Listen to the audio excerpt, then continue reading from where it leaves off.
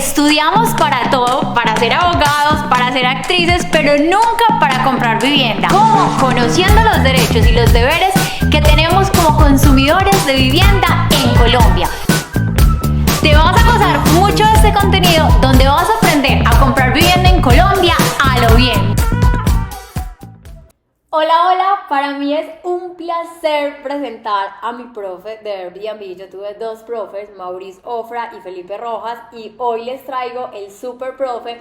Pero lo más impresionante es que él es embajador de la marca Airbnb, y quién mejor que él mismo que se pueda presentar y que ustedes sepan, mejor dicho, con la eminencia que estamos en Airbnb. Hola Maurice, bienvenido a este programa donde vamos a aprender un montón de lo que a todo el mundo nos inquieta hoy en día, que es el Airbnb. Gracias, Mabel, por esta invitación, por invitarme aquí a tu canal. De verdad que estoy súper contento de compartir con todos ustedes. Y bueno, aprovechemos este espacio para que aprendan bastante sobre este negocio. Gracias por esa introducción. Les cuento, pues mi nombre es Maurice Ofra, llevo un poco más de 8 años haciendo el negocio de Airbnb de forma muy profesional. Yo venía del sector hotelero y lo que hice fue como adaptar todo ese conocimiento, más todo el conocimiento, porque mi base es en marketing, y comencé con el negocio de Airbnb. Fui de los pioneros. Comencé cuando habían apenas 100 propiedades, me acuerdo, 100 propiedades de Airbnb en Colombia. Literal, comencé antes, o sea, me metí en la plataforma antes de que se pudiera comenzar en Colombia. Entonces ha sido todo un camino, y yo salí de una quiebra con este negocio, y por eso digamos que me motivé a hablar de esto, porque dije, vamos a ayudarle a más personas, porque si para mí funcionó, para él también puede funcionar, y para ti y para todos. Sí, excelente. Yo ya tengo 2 Airbnb gracias a este muchacho, porque yo siento que la educación que él brinda, o como la educación que brindan todos, es como salirnos de nuestra zona de confort, mejorar y precisamente mejorar nuestras condiciones de vida. Y por eso nos educamos para definitivamente transformarnos y quitar los miedos, porque hay muchos miedos en torno a... Miedos y desconocimientos. Muchas personas como que dicen, eso sí se podrá, ¿cierto? O creen que esto es un negocio que funciona en otros lugares, y sabiendo que tenemos oportunidades de hacer el negocio en tantas partes. Sin más preámbulos, vamos a empezar con la primera pregunta, la pregunta pañalera, porque es la pregunta que muchas personas ignoran. Pero ¿qué es eso de Airbnb? Eso tan enredado, ¿cómo se pronuncia? ¿Qué es el Airbnb? Bueno, esta es una combinación de unos términos, que es Air, Bed and Breakfast. Entonces, Air Bed es cama de aire, y breakfast es desayuno. Entonces así nació el concepto, como uno compartir un colchón inflable dentro de su casa con un desayuno. Así nació todo lo que hoy en día ha revolucionado toda la industria, digamos, turística y de bienes raíces, lo que se conoce como los short-term rental, que son las rentas cortas de propiedades.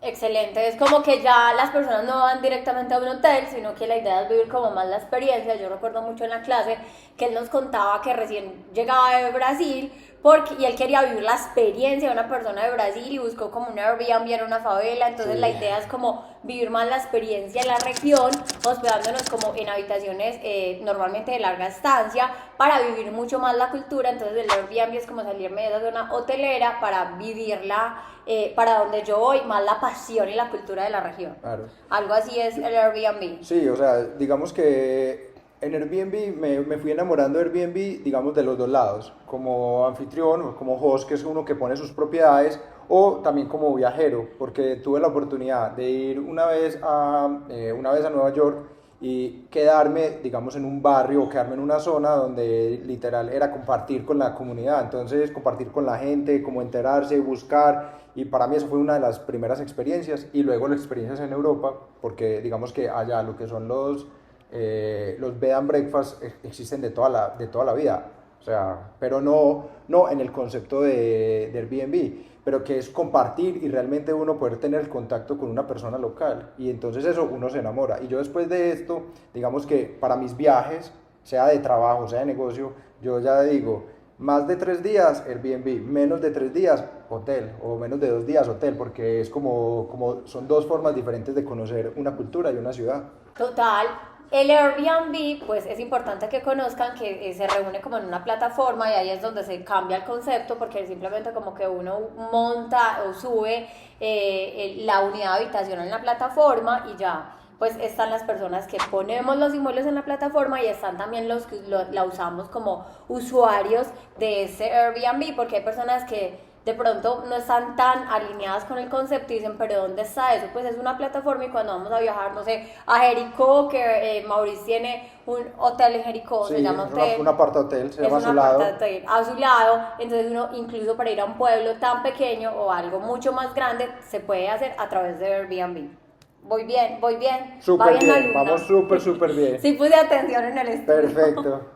¿De qué forma o en qué modalidades se puede usar Airbnb? Porque, por ejemplo, pues con los dos que yo tengo, la gente me dice, no, mal, pero compraste esas propiedades y yo no la compré. Ok. O sea, ¿qué modalidades existen en el Airbnb? Ok, lo que la mayoría de las personas siempre piensan es, bueno, para comenzar un negocio en bienes raíces o comenzar en Airbnb es me voy a comprar 1, 2 o 3 apartamentos, pero digamos que ahí es donde sería muy limitado porque tendríamos que tener demasiado dinero, bueno, o digamos el conocimiento tuyo de apalancarnos, pero digamos que la diferencia o la forma en que fuimos nosotros creciendo el negocio fue sin tener propiedades y eso fue lo que empezó a llamar la atención de, digamos, inclusive del mismo Airbnb, porque teníamos tantas propiedades y ahí fue que nos dimos cuenta que pues se nos había ocurrido un negocio que era sin tener propiedades y sin tener un gran capital. Y ahí nacen dos conceptos, que es la administración de propiedades y el arbitraje de propiedades en la plataforma Airbnb.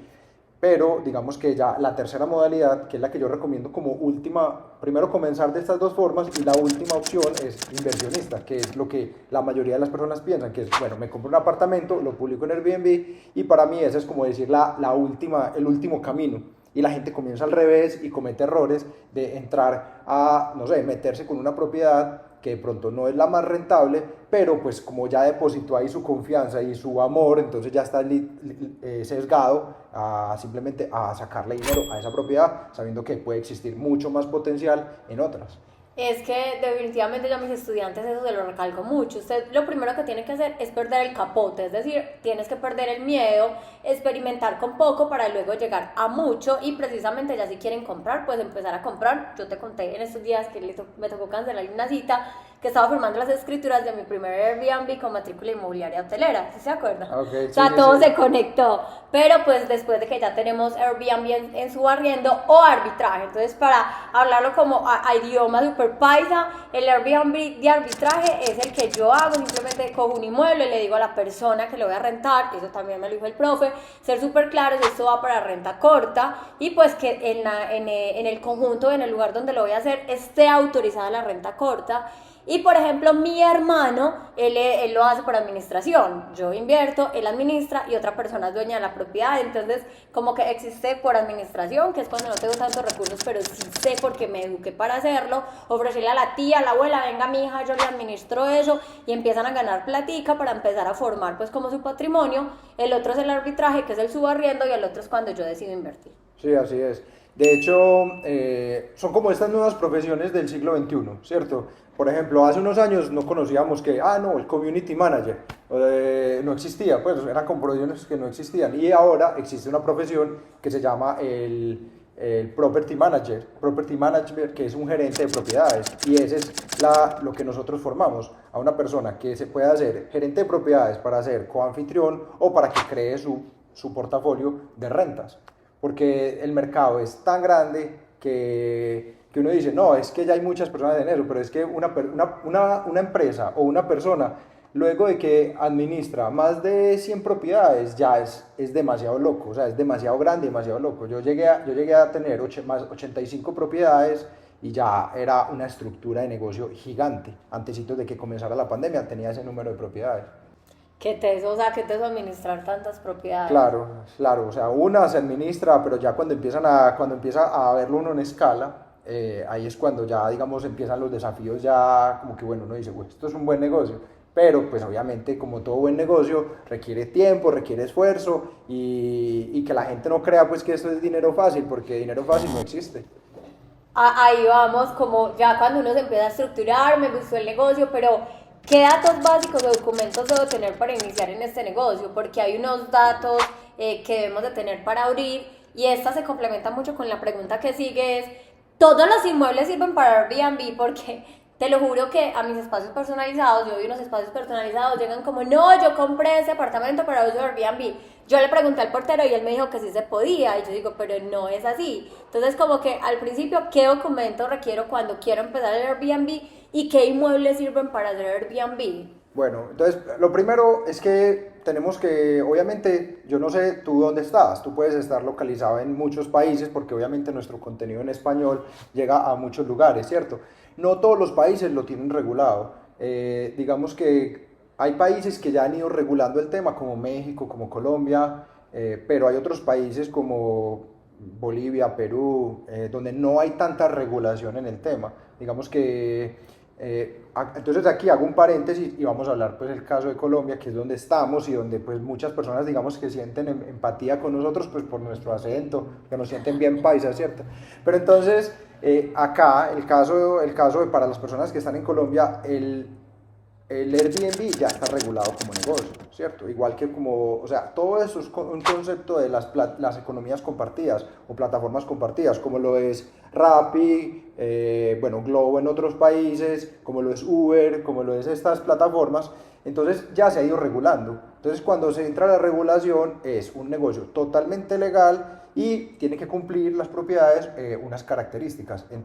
Si estamos en propiedad horizontal, pues en edificios, entonces debe estar suscrito en el reglamento de propiedad horizontal que se permite la renta corta. ¿Cuál es la ventaja?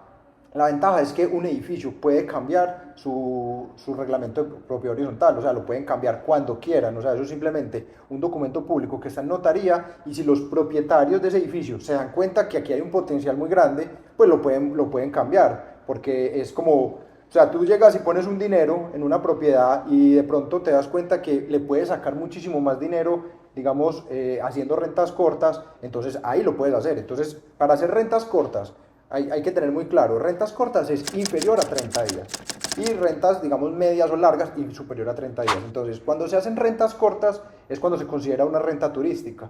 Cuando se hace una renta turística se debe considerar, primero, que el reglamento lo permita. Eso no es que si el administrador lo permite o el portero dice que lo permita, no, es si de verdad está en el reglamento de propiedad horizontal. Y lo segundo, a esa propiedad se le debe sacar un RNT, que es un Registro Nacional de Turismo, y dentro de ese parámetro ya queda legalizado que se pueda hacer, digamos, rentas turísticas. Cuando se tiene el RNT, ya de ahí para adelante, cuando tú tienes un RNT, ya debes pagar Fontur y hacer algunos trámites como el TRA y el CIRI. Son algunos trámites, entonces, pero para que la gente no se aterrorice de estas cosas, es como todo negocio, y estos son barreras, pequeñas barreras de entrada, y son regulaciones que han ido entrando, digamos, por proteger como la industria turística y sobre todo el sector hotelero, porque digamos el sector hotelero en cierto punto es como que considera Airbnb como una competencia desleal y digamos que un Airbnb legal tiene que cumplir con impuestos, con todo, y ya está legalizado, ya cumple con todo, o sea, está en Cámara de Comercio, a ti te puede llegar una visita de lo que sea, policía de turismo, lo que sea, y tú simplemente tienes tus documentos y funciona como cualquier negocio en cualquier lugar, entonces no se hace, digamos, de forma ilegal. Hay otro asunto, que es cuando se hacen rentas superiores a 30 días.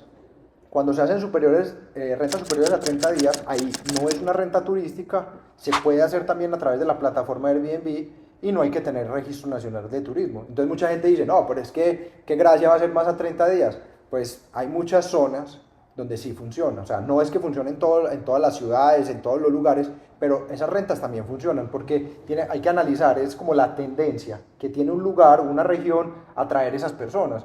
Personas que se quedan por un mes o más de un mes, generalmente pueden ser estos los nómadas digitales o personas que desplazan a un lugar por trabajo o por estudio. Entonces ahí es donde Airbnb sale como una solución también a más de 30 días.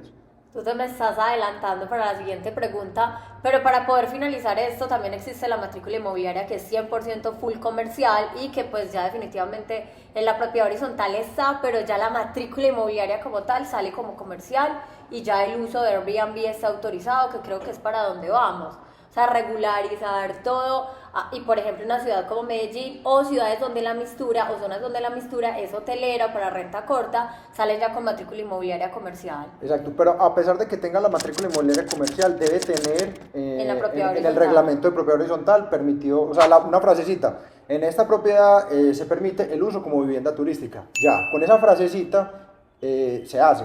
Entonces, hay edificios. Yo lo que digo es que digamos que Airbnb y mucha gente debe haber empezado a escuchar, se ha empezado a escuchar, digamos, últimamente mucho el concepto de, no, pero es que los Airbnb son problemas, o causan esto, o traen extranjeros que están, digamos, de fiesta, y eso no es necesariamente así. Eso lo que pasa es que hay personas que se ponen a hacer, digamos, rentas cortas en un lugar que no está permitido y no tienen ni siquiera un pequeño control del tema ni normas claras, y por eso empieza a pasar esto de que lleven personas externas a la reserva, de que hagan fiestas, de que hagan ruido. Entonces es porque hay gente que no lo hace de forma profesional, y cuando no lo hacen de forma profesional, lo que hacen es un ruido y un problema que le generan a la copropiedad, y obviamente el administrador del edificio inmediatamente tiene que intervenir porque son los mismos vecinos los que no quieren el tema. Entonces tampoco, o sea, no es como el agua y el aceite, pero hay que tener, digamos, unas normas claras para que pueda funcionar. Eso lo recalcaba mucho el profe cuando estudiábamos, o sea, como que los extranjeros hacen caso a lo que uno les deje, entonces es como dejar como las recomendaciones de que sí se puede hacer y que no se puede hacer, ellos simplemente la van a seguir. Si ellos no ven eso, pues efectivamente no lo hacen. Eso me acuerdo mucho que lo decías en la clase. Claro. O sea, que las normas súper claras, todos estos estudiantes nuevos de Airbnb. Y ahora sí vamos como para la pregunta más tendenciosa, es la que más me hacen por mis Airbnb, y es: ¿el Airbnb tiene que estar solo en la zona céntrica? ¿El Airbnb solamente funciona pues en los barrios turísticos, o hay Airbnb que puede funcionar en otro tipo de barrios? A ver, Airbnb técnicamente puede funcionar en cualquier lugar. Como yo les dije, yo tengo unos Airbnbs en Jericó, Antioquia, un pueblo a 2 horas de Medellín. Y que llegar es súper difícil, pero cuando uno llega empieza la magia. Exacto, pero no, pero se está mejorando y ya va a estar lista la autopista ahora, 1 hora y media de Medellín va a estar así en autopista. Entonces, pero funciona en cualquier lugar, y hay muchos Airbnb rurales, y de hecho, digamos, hay muchas categorías. Digamos que Airbnb está tratando de impulsar muchos alojamientos que no están, digamos, en zonas céntricas, sino más que todo basado en las categorías que tenga, digamos, esa propiedad. Pero, digamos, volviendo al tema de la ciudad, ¿qué es lo que pasa? Va a depender del mercado, va a depender mucho del mercado. O sea, no podemos generalizar, y eso es digamos, como algo con lo que yo no estoy de acuerdo, y muchas personas también han empezado a, digamos, como a difundir un tema diciendo, no, es que Airbnb funciona en cualquier lugar y en cualquier barrio. Eso va a depender del mercado. ¿Cuál es la situación? Nosotros estamos ubicados en la ciudad de Medellín, que es una ciudad que ha tenido un boom muy fuerte de turismo. O sea, y digamos que el boom tan fuerte de turismo, digamos que ni siquiera hay las suficientes camas de hotel que a veces requiere, digamos, como la misma ciudad. O sea, apenas esto se está convirtiendo en una ciudad megaturística. O sea, era una ciudad que hace 10 años la gente ni siquiera la visitaba, porque obviamente es una ciudad, digamos, como fue muy afectada por toda la época del narcotráfico en Colombia, y porque la gente se llenó la cabeza diciendo que era una ciudad, digamos, peligrosa y todo este tema. Y esto, digamos que los medios tradicionales, o sea, la televisión tradicional jamás va a ayudar a que eso se cambie, pero digamos que las redes sociales ha ido cambiando el concepto. O sea, las mismas, digamos, es una historia muy larga que podemos hablar después, pero yo me acuerdo cuando el boom de Netflix, cuando hizo Narcos acá, yo me acuerdo de las grabaciones de Narcos, yo diría una serie más, pero esa serie empezó a cambiar un poco como el concepto en los jóvenes. O sea, me refiero a los jóvenes, en los menores, digamos, de 35 años o menores de 30 años. Entonces, que lo que pasó fue que se empezó a hablar mucho de la ciudad. O sea, se habló mucho, pero como con otro concepto, de que las cosas ya habían pasado, y la gente empezó a tomar de que era un tema, digamos, como del pasado. Y los viajeros, que empezaron a difundir los viajes a Colombia y a Medellín, empezaron a mostrar de que tú venías acá y terminaba era de fiesta, pasándola bueno, viviendo una alta calidad de vida, encontrando muy buenos restaurantes. Entonces eso empezó a generar un boom de ciudad. Entonces Medellín pasó a ser la segunda ciudad más turística, digamos, en turismo de placer, se convirtió, digamos, en la ciudad número 1 de Colombia, superando a Cartagena, porque en turismo, digamos, en turismo de negocios sigue siendo Bogotá la principal. Pero entonces ese boom turístico, o sea, todo ese boom turístico hizo que esta ciudad se convirtiera en un mercado a más, y un mercado a más que se mide por muchas características. Se puede comparar con las grandes metrópolis del mundo, como París, por ejemplo. Se puede comparar como el boom de turismo que hay aquí, es un boom a esa escala. Entonces, ¿qué es lo que eso ha implicado? que propiedades aquí que no están ni siquiera tan bien ubicadas, simplemente con que tú te puedas desplazar, coger un Uber y llegar, la gente las toma. Pero ese efecto, digamos que si nos vamos hacemos ese mismo ejercicio y nos vamos por decir a Popayán, tú pones, digamos, un Airbnb en un barrio alejado de donde están las partes principal, por decir, de Popayán, la zona céntrica, que es lo que la gente visita, y no va a funcionar. Entonces, tampoco es simplemente como decir, no, es que Airbnb funciona en cualquier lugar. No, hay que analizar el mercado y hay que entenderlo. Y para eso los conceptos de administración y arbitraje son demasiado importantes porque te dan ese conocimiento antes de tú llegar y no, mira, es que me voy a comprar en tal barrio. Entonces, ahí volviendo, digamos, al tema es, esas propiedades que hoy en día, porque el mercado está muy potente, digamos que zonas periféricas que funcionan, cuando se vienen los picos bajos de turismo, son las primeras que se ven afectadas, con bajones de turismo, ¿cierto? Mientras que las zonas más céntricas van a seguir siendo más potentes.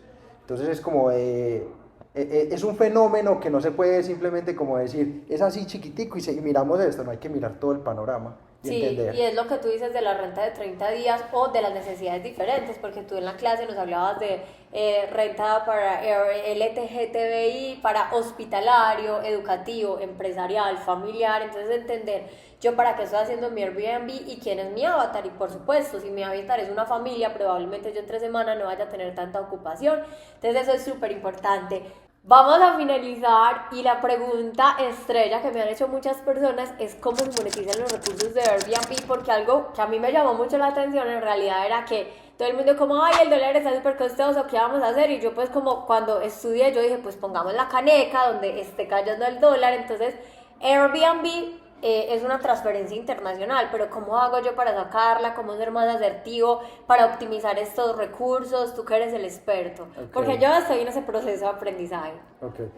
Va a variar de acuerdo a tu país, ¿cierto? De acuerdo a tu región, a tu país, va a tener, digamos, como distintas formas de monetizar o transferir tu dinero. Pero digamos que en la mayoría de los países existen 4 formas principales de monetizar o de, digamos, de traer los dineros. Hay una que es la transferencia internacional bancaria. Hay otra que se llama Payoneer, entonces es una tarjeta a la cual puedes depositar un dinero. Está PayPal, también como una plataforma para recibir dinero, y la otra es pagos en efectivo, que es Western Union. Entonces, en ese mismo orden, yo digamos que la más recomendada y digamos que tiene como el menor costo, digamos, transaccional, son las transferencias internacionales. Pero ¿cuál es la novedad con las transferencias internacionales? Que obviamente las transferencias internacionales están vigiladas por todas las autoridades. Entonces tú, cuando empiezas a mover unos dineros ya grandes, esto lo tienes que tener legal, sí o sí, porque no es como que tú, tú digamos que normalmente a tu cuenta bancaria te llegaban 3, 4, 5 millones de pesos mensuales o menos.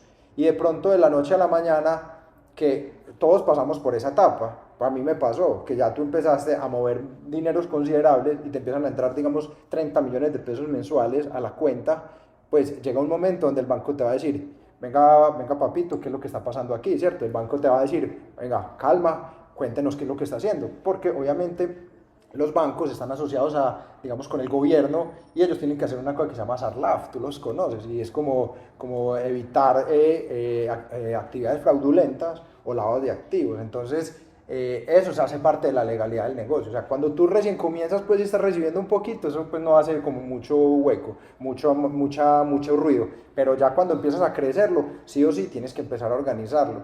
Y inclusive yo les recomiendo, o sea, cuando ya la operación está grande, es como constituir una empresa y empezar a mover esos dineros como empresa. Porque cuando tú mueves todos esos dineros como persona natural, eso empieza a afectarte a ti en una declaración de renta o en todo eso. Entonces, transferencia internacional, que puede ser a una cuenta en Colombia o en cualquier país, a nombre de persona natural o de empresa. Y también puedes hacer transferencias, digamos, a una cuenta internacional que tú tengas. Si tú tienes una cuenta en Panamá, en Estados Unidos, puedes transferir tu dinero ahí. Ellos, digamos que no se meten como mucho en ese tema de a dónde estás transfiriendo el dinero. ¿Listo?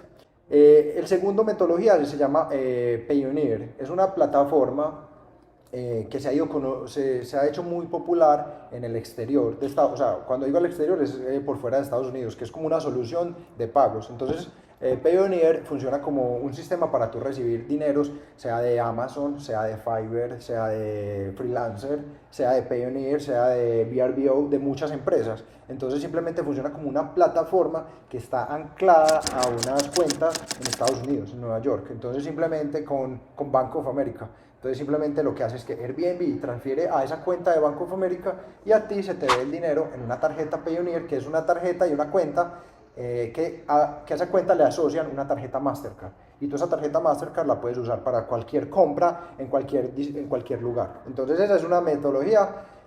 Tampoco es como que tú puedas manejar miles y miles, como que o sea, los montos obviamente en Estados Unidos son muchísimo más altos, pero igual, si tú llegas a mover a través de esas plataformas muchísimo dinero, también te van a empezar a hacer preguntas y te van a decir, venga, ¿de dónde viene el dinero? Porque, o sea, viene Airbnb, pero ellos como que requieren esta información. El otro punto es PayPal, también es una plataforma parecida a Payoneer, pero no tiene tarjeta. Entonces PayPal te funciona para hacer pagos en internet, pero es más limitado. Yo he descubierto que PayPal en Colombia tiene una muy buena conexión hacia Nequi y hacia DaviPlata. Entonces son formas de traer el dinero, pero es lo mismo. O sea, siempre que tú traes dinero, o sea, te va a tocar en algún momento pagar impuestos, declararlo. O sea, no te quieras hacer el tonto con eso, porque el gobierno es lento, pero no es tonto, ¿cierto? Entonces eso te puede causar unos problemas, pero no problemas ni este año, sino dentro de 2 o 3 años te causa problemas. Digamos como mover muchas divisas y no declararlas. ¿Listo? O sea, estamos hablando de que cuando ya superas los montos más o menos de $28.000 al año es cuando ya como que te entras ahí como en la alerta de la DIAN y de todos ellos. O inclusive a veces menos, pero es como para que tengan una referencia, porque $28.000 es cuando los bancos te bloquean las transferencias internacionales como persona natural. Y Western Union lo mismo, son digamos una transferencia que tú vas a una oficina para recibir en efectivo, pero lo mismo, llegas a la oficina y ahí mismo te van a pedir tu cédula, tu pasaporte, porque ellos tienen también que declarar ese dinero. Entonces digamos como que esconder esos dineros no es como algo, no es como lo ideal. Lo ideal es que aprendamos del negocio y lo hagamos de una forma correcta, porque eso lo que va a hacer es ahorrarte muchos dolores de cabeza. O sea, no es como que, o sea, tú empiezas a generar ingresos, es un buen negocio, pero después tienes que hacerlo bien, porque si no, el estrés que te va a producir toda esa situación va a hacer que no crezcas tu negocio. Ajá, y la idea es crecer, y parte de entender los impuestos es como, pucha, voy súper bien, las personas que pagan impuestos son las personas que mejor le van. Entonces yo soy súper orgullosa pagando impuestos, porque yo digo, Moy, lo has hecho súper bien. Entonces también es entender en este mundo holístico que los impuestos hacen parte de una carga impositiva para los que más ganan, y qué bueno que ustedes sean parte de esta carga impositiva. Yo creo que van a generar muchas preguntas porque fue súper top el video. Muchas gracias. ¿Dónde lo siguen, pues, profe? No, pues yo estoy en redes sociales como Mauricio Jofra, pero digamos que cuando tú escribes en Instagram Airbnb, yo te salgo ahí inmediatamente en el circulito amarillo. O sea, como cuando vas a buscar cualquier persona, escribes Airbnb y ahí me encuentras. Y bueno, embajador de Airbnb, promoviendo este negocio, creo el negocio, sigo haciéndolo. Y ahí estoy en redes con mi nombre, y lo dejamos como por aquí en la pantalla, lo ponemos ahí para que la gente lo vea y sigan aprendiendo de este negocio. Hago como tú, que hace de finanzas, yo hago mucho contenido gratuito en mis redes, sobre todo el negocio Airbnb. Sí, es verdad. Muchas gracias, Mauricio. Bueno, no, gracias a ti por la invitación, muy contento de compartir contigo y en que me abras estos espacios con tu comunidad. Y bueno, espero que este sea un video, pero que después, cuando salgan todos estos comentarios que la gente va a empezar aquí, hagamos una segunda parte. Sí, total, comprometidos. Chao. Chao.